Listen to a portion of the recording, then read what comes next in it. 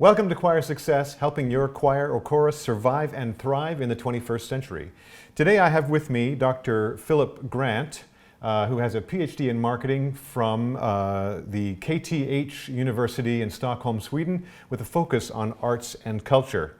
And before we get started, if you're enjoying this content, please hit the like button to bless the YouTube algorithm. And we make one video every week. If you want to be notified, then subscribe and click on the bell icon. Phil, welcome to the show. Thank you for having me. That's great to have you here. And so you're obviously a respected academic in the marketing field, and I gather you were... Academic in the marketing field. You're at least respected, I don't know. Yeah, I respect I'll leave you. that for other people to decide. That's right, it doesn't, yeah, exactly. And I gather you also recently published something in the International Journal of Arts Management. This is my interest, is sort of looking at, how do we market cultural industries, essentially. How are they marketed? How can we do it better? That's my main focus and interest. Gotcha. And besides the academic side, you also have quite a bit of real-world experience in marketing a singing group. What that was called Romanza, if I'm not mistaken. Yeah, it's been a while, but that's right. So for about 10 years, I guess, just about 10 years, I was executive director of Romanza, is the name of the company. And we toured a show around North America. We went to, 30, 40 states, and many performances, and had a good time doing it. And I always felt like the strength of the show, or the reasons that we succeeded, was we understood how to market it. As opposed to what I think a lot of people think is that the best products will survive in the market. And there's some truth to that for some companies and some products. But it's also true that there are a lot of companies have, in not just in the arts, but in general industries, that have a lot of success because of the way that they're marketed. And so we were always looking at ways to market and market better. And the more success we had, or the better we marketed, the more success we had. Yeah, I'm no doubt about that. And so I think what a lot of the choir leaders want to know who watch this channel is, how can I get, well, among the things that they want to know, one of them is, how can I get more people to come to my shows? And what do you think is the kind of high-level answer to that question? Yeah, that's a really good question, and obviously a very popular one. People want bums in seats, we talk about, as sort of a loose way to talk about it. Can you say that on TV, bums? I was just thinking that as it came out of my mouth. Can I say that here? But that's the way we talk about it. So it is what it is. And the short answer is, or the beginning spot, I guess, is to think about the usual way people answer that question. And so, I've been doing this for 25 years, and I remember in university, so I graduated in 2002, but it goes all the way back, where people would try to get people to come to their concerts. You can recognize these from what I'm about to say, from the posters that you see around town. We're doing some Britten concert, or some Bach and Beethoven, or we're doing a concert with, maybe a great international soloist is going to come and join us, right? So we're talking about the content or the performers. And that's what people work really hard to try and to market, thinking that's why people will come to their concert, right? So I suspect for many of the people watching this, that sounds like a familiar story. Okay, tell them what we're going to do, and people will come. Turns out those two drivers don't show up as one of the main reasons people come to concerts. You're like, what? Yeah, how can that be? Yeah, and then, exactly. So in the literature, what does it say are the big reasons that people come? Yeah, so the most obvious one is, of course, to support your community. Now that might be people that you know on the stage. Maybe your parents are on the stage, so they drag you along. Maybe your significant other's up there and you go willingly. Maybe it's a next door neighbor that you're going to support. And maybe, just to round it out, maybe it's you don't know anybody on the stage, but they're part of your church, and so, or it's at your church and you want to go to support the community, right? So that's like the most common reason that people go to the arts. And so that's really useful to know. And as I'm going to talk here, what we're going to see is the importance of understanding why people come to concerts, right? Think about it from the customer side, not from the artist's or product side, right? And don't come at it from, they're going to come because it's Bach and Beethoven, or they're going to come because we've got somebody famous, which they might, but a small percentage of those people will. Most people, turns out, they don't really care, or they're not following anyways, the hot cellists or the hot sopranos, they might know the very, very, very top of the game. Oh, Pavarotti's coming. Great, I'll go see that. But aside from a very small percentage, we're not paying attention, or they're not paying attention. So don't come at it from that point of view. Instead, think about what really motivates your audience. So they're motivated by wanting to support the community. They're also potentially motivated by wanting to socialize. So it might be date night. Let's go to see something. And this applies, by the way, I should say, across all sort of artistic industries. So not just, we're talking here today about choral settings, but this also applies if you're delivering a play, for example, or a ballet. So we look at the different reasons people go in different areas, but it turns out they're pretty much the same. Then we can also say that people will show, or we found that people will come because they want some type of specific experience, and that can sort of be broken down into two ways. They want to come for emotional reasons, okay, so they want to feel something, or they come for entertainment reasons. So a little bit lighter of a focus, but that's what people will generally say. And that's useful because then if you know that, then you can go back to your programming and say, okay, so there's many different types of, let's say, Christmas concerts. We've got many people that are practicing their Christmas repertoire by now. It's late September and Christmas is a couple months away. So they've started working on that material. And so there's going to be potentially two types of Christmas concerts. Let's just keep it broad. You say, well, there's the really light Christmas concert stuff, and then, or maybe you have a much more serious Christmas concert, and that's important to know because and to make a decision upon, because it's got to connect to why are people coming? Are they coming to be entertained, or are they coming to feel something? Right? I would go see, let's say, what comes to mind is the Rachmaninoff Vespers because I want to feel something. I'm not going to go there necessarily to be entertained. In the same way, I might go watch a concert of pop songs, for example, in a choral setting. Yeah, or a comedy club or something. Right. Or just a comedy show. And I would say, just stepping back for a moment, it's probably a good practice to have a couple different types of concerts throughout the season. So maybe your spring concert is a little bit lighter, and your fall concert is a little bit more serious. Or vice versa, the idea. But then you've got people, you're appealing to people coming for different reasons. And then the last reason people come is for cultural reasons. They want to have a cultural experience. They want to learn something. And if you can, again, try to understand why they're coming, what is their motivator, and it's going to be one of those four, then now you can go to work in making programming decisions that will appeal to those same people. And then they'll be like, well, you're giving me what I want, so I'll come to that. So we often talk about, just again, zooming out, the value proposition. And the value proposition at a very low level, there's multiple levels to it, the very basic level of the value proposition is to basically say, here's our product, come and see it, it's great, Brahms. Okay. Or Beethoven, or whatever. Okay, great. At a higher level, come to see our concert because this is what you'll get out of it. Right? So now we're focusing on what they'll get. If you come to see our concert of Bach and Beethoven and Brahms, the three Bs, whatever, right? You come to see this concert, you will learn something. If that's what you have decided in advance, they're going to come, they're interested in, right? If you're that type of organization. Or come to this concert and you will, on date night. It's maybe that's more of an entertainment, more comedy driven type of thing. Come on date night. Right? Because we the programmers know they're coming to socialize, if that's in fact what you know. Right? So you can see if we're just reverse the thinking of it, put their motivation first, and then the concert programming second, we have more chance of being successful in getting them to come. Yeah, and I feel like that question, or that sort of journey, if you will, is the same for any small business, because I think a lot of people, they start some organization and they're like, and the reason was to make this thing, to make this product, or to make this thing that they're going to try to sell. So you naturally, and I speak as an entrepreneur myself, you naturally start off in the perspective of this is the thing we're building and how wonderful is it, wouldn't you like to see it? And then I think before you can really be successful, you have to switch your perspective around, as you said, to thinking about the customer and what they perceive as value and all of that. Yeah. There's lots of failed projects that entrepreneurs spent maybe years and time, effort. They mortgaged their houses and all that to get the product up and ready, and then turned to the marketers and asked for their help marketing it, and found the answer was nobody wants it. Yeah.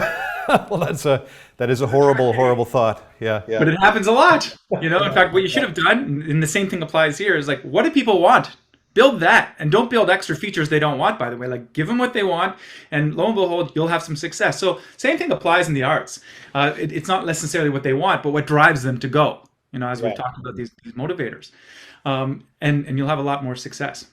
So let's talk about strategy a little bit, like the strategies that are implied by this information. So the first one that comes to mind for me is that if you want to capitalize on that support community, the first one you mentioned, then the more people you have in your community, the more people are going to come to your concert, right? Like if you've got a 24-person chamber choir, it's going to be much harder to sell out 1,000 seats than it would be if you had 1,500 kids in a bunch of children's choirs. Absolutely. Yeah. Well, of course, wherever you have lots of kids, they've got grandma and grandpa, aunts and uncles, moms and dads who will buy tickets. So that's a no-brainer. That one sells itself. The other thing I want to say here about that, Tom, is that the context matters. We did some research a couple of years ago on trying to understand the motivators of opera goers, and what we found this. So you'd think that all people will be motivated the same way. Turns out context matters. So here's what I mean. We looked at motivations behind going to live opera and going to live in HD. You can watch on Saturday afternoons, you can go and watch the opera. And it turns out the reasons were in inverse order from each other. So, and even that was counterintuitive. So what I mean is that, well, nobody knows the performers, so you don't go to support a friend on the stage when you're watching the opera. But we found that people go to live opera to socialize. And people go to the opera at the cinema for cultural reasons, which I would have thought would have been the other way around. So quite an interesting take on trying to understand why do people go. It turns out, like I say, they're going. The context matters, and maybe it's not what you think. Yeah. So let's take this back to what you're talking about a second ago. You're talking about a 24-voice chamber choir. Well, maybe it's not the same order of events as the 1,500 or the 150-voice children's choir, right? So again, you really have to understand, I suppose the takeaway is your own audience, because it might be different for it will definitely be different from a 24-voice chamber choir. And you can make expectations or have expectations and make assumptions that, well, what's going to motivate our people to come to that type of concert? Well, probably the high art. It's a chamber choir after all. Well, if we learn something from the opera example, it's like, turns out people go to that to socialize. They want to be seen there. They want to go with one or two other people and hang out and have a good time at the opera, not to be socially, or not to be to learn or to be exposed to high art and culture, which is what I would have thought, right? So again, counterintuitive. That makes sense. And that's a good segue into the socializing category. So if you wanted to capitalize on that desire people have to socialize with each other, what might you do differently at your concert, right? What can you do to capitalize on that benefit? Yeah. Well, I would say probably to start is how do you position the concert, and that's going to be rolled into your advertising. So again, I think I referred to date night earlier. If what you're really trying to do is position yourself as something that people can come to do together, so in advance. Yes, there are things you can do on site on the day, but your initial question was how do we sell more tickets? Which means how do we get people to come? And the on-site in-concert experience, well, you've already solved the first problem. They've already bought a ticket. So again, that's why I'm stepping back and going, how do we reposition ourselves, or how do we advertise? And so that might be something about, well, this is a great date night concert. Why is it a great date night concert? Because of the repertoire is all based around love songs, for example. That type of thing. And that might, again, go into your message that you send out through your promotion. I got you. I think I bled into the sort of longer term view there, where if they had a good time socializing once, maybe they'll come back and socialize again. Well, there's no doubt they will. And this is the trick of it, right? The trick is that you will then meet their expectations. So I came to socialize and have a good time with my parents, let's say. I went to a concert with my parents. I love going to concerts with my parents and my in-laws and everybody else. And if I didn't have that when I went, well, I'm not going back. So if I did have it, now it's, okay, great. Let's go do that again. Maybe we buy concert tickets, maybe, or for like the next concert this season. Maybe we buy a subscription for next season. That's great. But then I'm only satisfied. Now, next time, the job for the promoters is to raise expectations. Excuse me. Which makes the job more and more difficult because, well, that's the nature of it, right? So my expectations go up as an attendee. So you've got to make the experience more, well, Yeah. social. Yeah, in right? some way better. It's always rolling up. Yeah, very interesting. And so the third category, those who go for an experience, whether to feel something or to be entertained, and I would argue that maybe feeling something and being entertained are really similar, just different feelings, right? For those ones, that seems to be more strongly connected to the product a little bit, right? Like if you have an entertaining product, or if you go out of your way to create an emotional experience, perhaps those are the kinds of things that will get you repeat business and may also impact your advertising. Yeah, I mean, it's certainly word of mouth will matter. So people will talk about the experience that they had. And again, getting back to the idea that you then need to, well, if for let me put it this way, for them to talk about you or come back, you need to exceed their expectations. Yeah, That's yeah, the trick. That is the trick, right? And unfortunately, if we just do what we say we will do consistently, it's not good enough. sure, yeah. So you got to, well, this is, I mean, everybody who's in this business at some level has to be creative and innovative and moving forward all the time. So if they're not doing that, maybe it makes sense that their audience would fade away. It's truly a moving target. Yeah, yeah. And then the last one on the list here is cultural. So if you wanted to really take advantage of that, those people who want a cultural experience, I guess it would depend a little on the kind of group you have, right? To me, this is kind of a higher end thing, right? Like if it's cultural, then it's the chamber choir and not so much the 7 and 8 year olds singing in 2 parts. Yeah, yeah, for sure. So, but even them, I think if we just unpack what is if we're looking for a cultural experience, what are we looking to have happen for us, right? This again, why we need to understand our consumers or our attendees, is that they're really looking to learn something. That's what we mean by they're looking for a cultural experience. Otherwise, we're just falling back into the other category, which is to have an experience.